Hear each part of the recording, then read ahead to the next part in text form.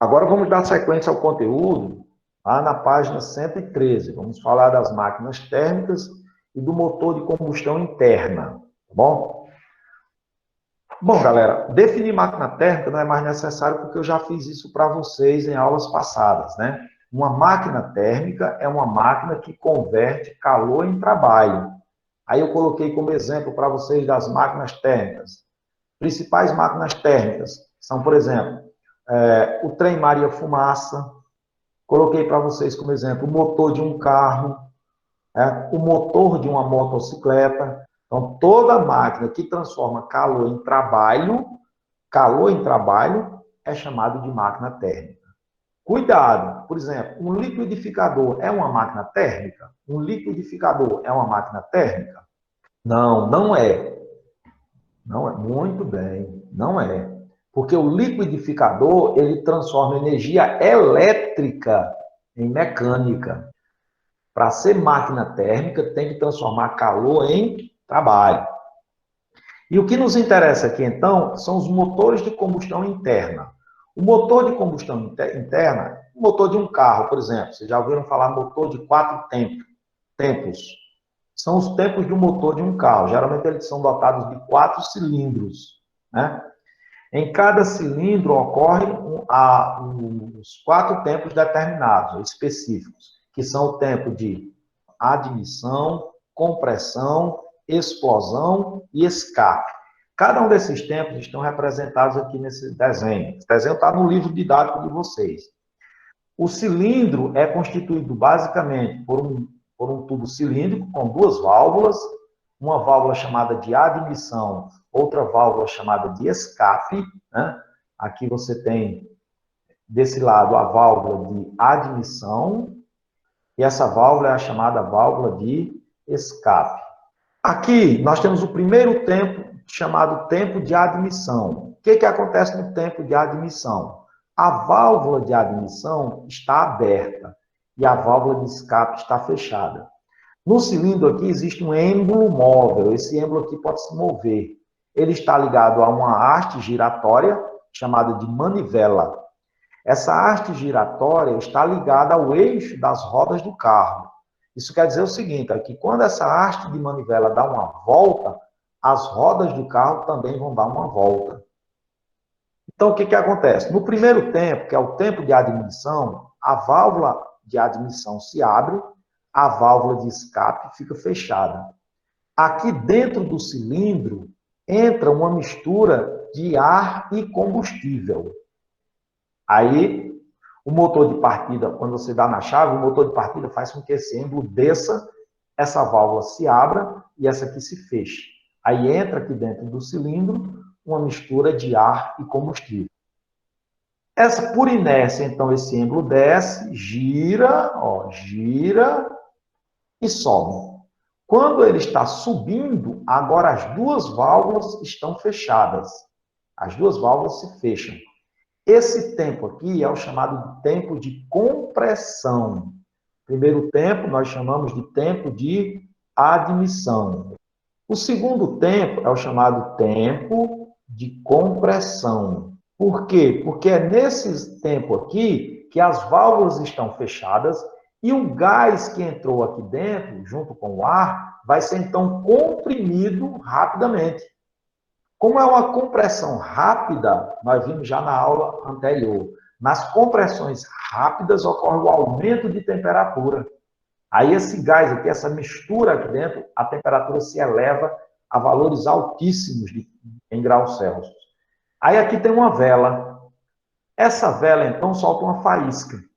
Ora, pessoal, se eu tenho combustível a alta temperatura e você solta uma faísca dentro dele, vai ocorrer, então, uma explosão. Esse é o nosso terceiro tempo, chamado tempo de explosão. Ocorre a explosão. Quando ele explode, quando a mistura explode, então ela empurra o êmbolo para baixo. Aí o êmbolo vai descer, vai girar e subir de novo. Quando ele sobe de novo, aí agora a válvula de admissão está fechada e a válvula de escape se abre para que os gases, a fumaça liberada pela explosão, possa sair. Aí a válvula, o êmbolo sobe, a fumaça toda expulsa. Quando ele chega aqui em cima, por inércia, aí desce de novo. Só que agora, quando ele desce, já volta para esse primeiro tempo. À medida que ele vai descendo, aí a admissão se abre, a válvula de escape se fecha, entra aqui a mistura de ar e combustível, o êmbolo sobe, comprime o gás, a vela solta a faísca, explode, empurra o êmbolo para baixo, ele gira, sobe, a válvula de escape se abre, a fumaça sai. Então, esse quarto tempo, nós chamamos tempo de escape. Tranquilo? Esses são os 4 tempos de um motor de combustão interna. Agora, como calcular o rendimento de uma máquina térmica, pessoal? Bom, o que a gente chama de rendimento de uma máquina térmica é uma letra do alfabeto grego, chamada de eta. Para isso, nós temos o seguinte, olha, aqui eu tenho uma máquina térmica, vou chamar MT, viu? Máquina térmica. Essa máquina térmica, ela opera sempre entre uma fonte quente, uma fonte fria e vai realizar um trabalho. Então, o que a máquina térmica faz? Veja a setinha, ela recebe calor da fonte quente, realiza o trabalho com parte desse calor e a outra parte ela rejeita para a fonte fria. Por simbologia, ele chamou aqui Q1 e Q2, representando o calor da fonte quente, Q2, calor da fonte fria. É assim que a maioria dos livros didáticos trazem. Mas, para uma questão de facilidade de memorização, eu vou representar para vocês quantidade de calor da fonte quente por Q e um Qzinho. Esse Qzinho é de quente. Ao invés de colocar Q1, eu vou colocar Qzinho, Qzinho de quente. Da mesma forma que fonte fria, eu vou colocar a quantidade de calor e um F, F de fria. Então, o que é o rendimento de uma máquina? O rendimento de uma máquina térmica expressa quanto da energia que ele recebeu, ele utilizou. Ou seja, vamos supor que você entregou a uma máquina térmica 500 joules. Se ele utilizou só 300, então quanto é o rendimento da máquina? Basta você fazer uma proporção direta.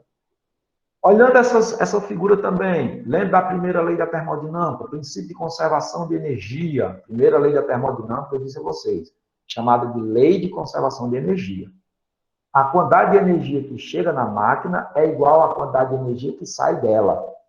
Se vocês olharem, então, essas setinhas, a energia que está chegando é a quantidade de calor da fonte quente. Está saindo dela o trabalho e a quantidade de calor da fonte fria. Então, quando eu somar esses dois, vai ter que dar igual a esse aqui que chegou.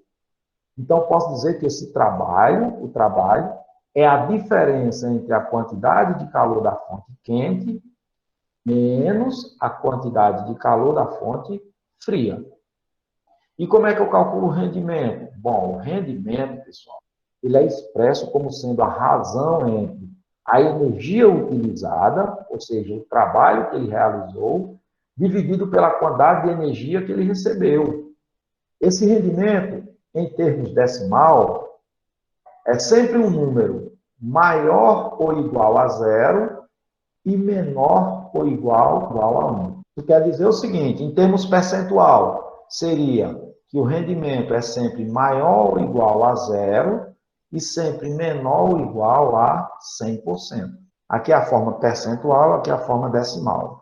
Pessoal, mas se vocês olharem aqui essa equação, o trabalho pode ser dado pela diferença, né? Então, eu posso escrever assim, ó, rendimento é igual.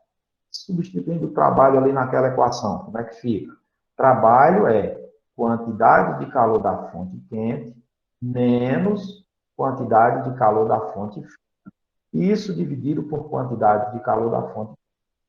Quando você tem uma fração em que no numerador tem uma expressão, você pode separar cada termo com o mesmo denominador.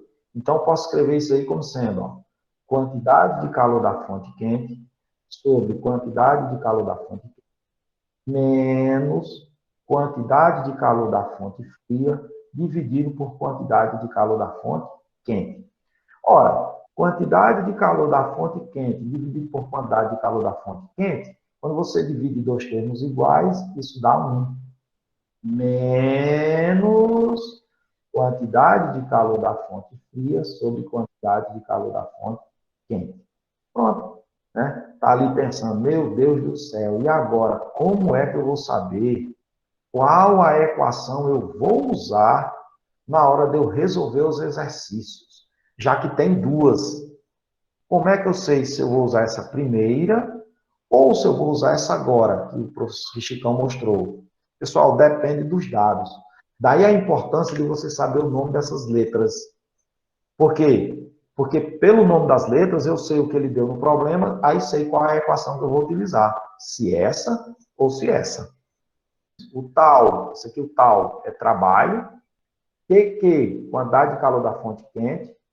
EF, quantidade de calor da fonte fria. Tranquilo? Vamos então ver como é que faz isso. Fazer algumas aplicações. Página 114. Página 114. O diagrama ao lado representa a operação em ciclos de um motor térmico. A quantidade de calor... Opa, olha aí, galera, a leitura é fundamental. A quantidade de calor fornecida ao gás ideal em um ciclo é 8 vezes 10 a quinta calorias. Esse calor que foi fornecido é qual daqueles Qs? É o QQ ou é o QF? Ora, foi fornecido ao gás.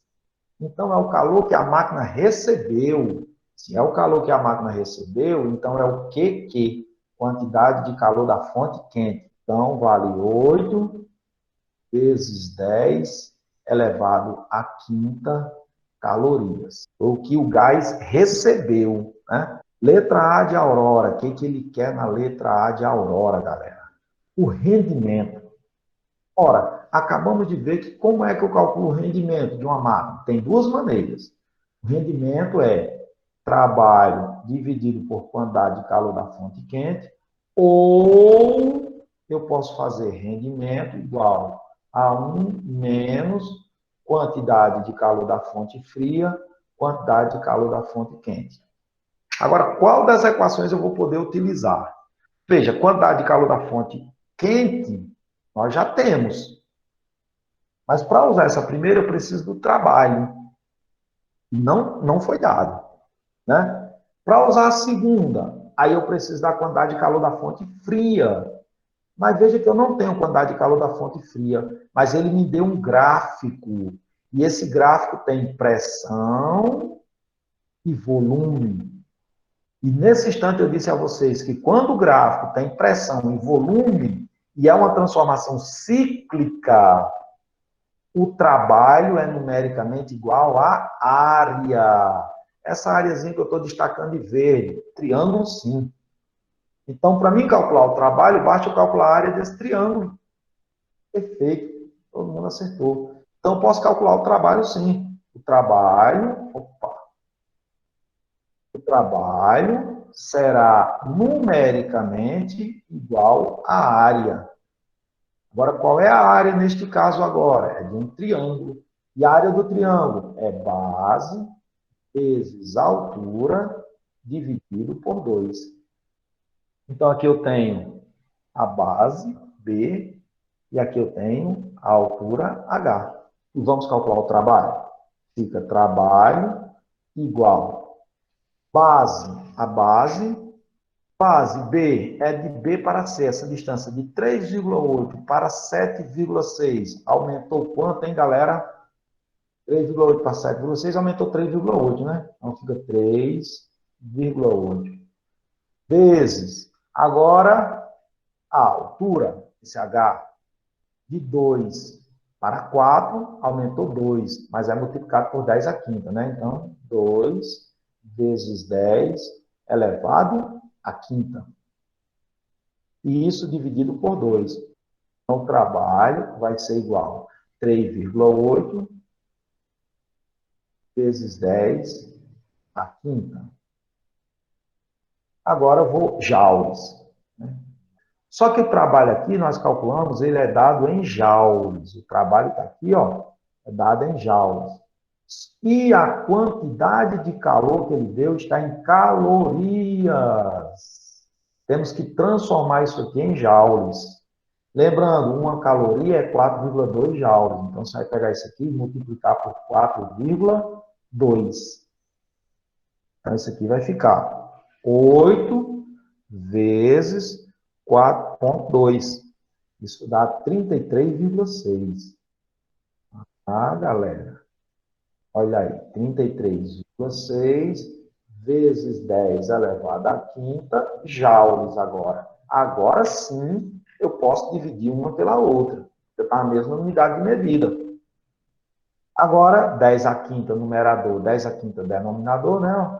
Eu vou eliminar. Sei lá. Resulta, então, em... Isso dá 0,113. Mas isso aqui tem que ser em notação, em porcentagem. Multiplica por 100. Isso vai dar 11,3%. E a interpretação física, qual é? Quem lembra como é que fica a interpretação física? Significa que de toda a energia que chega nessa máquina, só será utilizado 11,3%. Vamos lá agora aqui, o trabalho. O trabalho foi 3,8 vezes 10 elevado à quinta.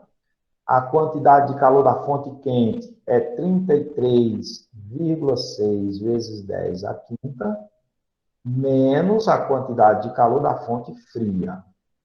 Isolando essa quantidade de calor da fonte fria, fica igual a 33,6 vezes 10 elevado à quinta, menos 3,8 vezes 10 elevado à quinta. Portanto, essa quantidade de calor da fonte fria dá 29,8. Mas repete a potência de 10, os expoentes são iguais. Vamos escrever em notação científica.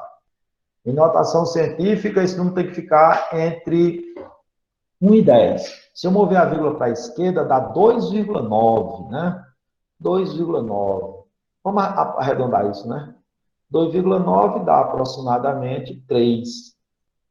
Eu andei para a esquerda de vocês com a vírgula. Quando anda para a esquerda, aumenta no expoente. Como eu andei só uma casa, aumenta uma unidade. Então, aqui fica 6 joules. Ah, Chicão, agora sim. Aí, calculado. Muito tranquilo, né, galera? Era isso.